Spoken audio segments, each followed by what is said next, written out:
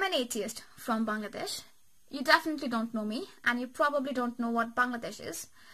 It became an independent country about 43 years back after it won a war against the Islamists, and Israel was one of the first countries to recognize Bangladesh as an independent nation.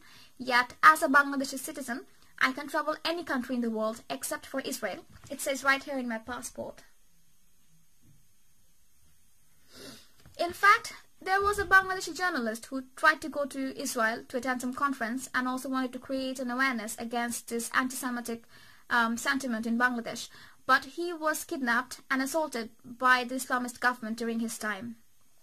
The reason I'm telling you this is because we have this culture of stifling conversation with religious sensitivity that is not solving the problems of anti-Semitism, homophobia, transphobia, the increasing violence against women and children and minorities back in Bangladesh, because Islam controls the domain of conversation in everywhere, whether it's economics or politics or any social issues. And Bangladesh has one of the most conflicting constitutions in the world, because on one hand it says it's a secular nation, and on the other hand it says Islam is the state religion. In the last 43 years, we actually failed to become a secular nation, because we have allowed the Islamists to become political leaders, join the military, control stocks and banks, and create Islamic TV channels. We have more Islamic schools than we have universities.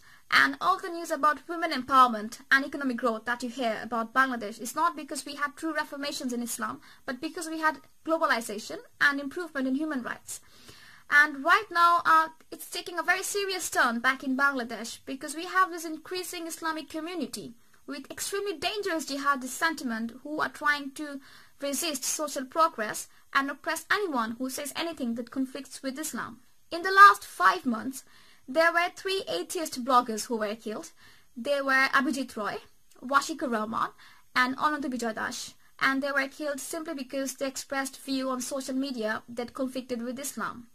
I come from one of the most secular universities Bangladesh could ever produce.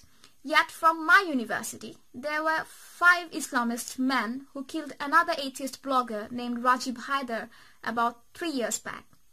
Now, these atheist bloggers who were killed were not any ordinary people. They were people who value scientific literacy, who values empirical evidence, and who knew how to use them to understand reality. These are the skills in people that brings economic growth and produces new knowledge when you empower them. And these are the skills in people that not everyone in Bangladesh has, because we are talking about a country where 48 million people lives right below the poverty line. And they're just too poor to think for themselves, and they're the easiest to radicalize because they don't have the tools to reason and debate.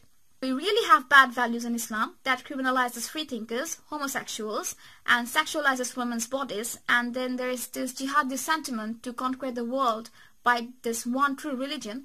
And if you really want to solve these problems, we have to talk about these bad ideas in a very honest context. If someone has the right to be wrong in the name of religious freedom, then people like us should have the right to be right in the name of free speech.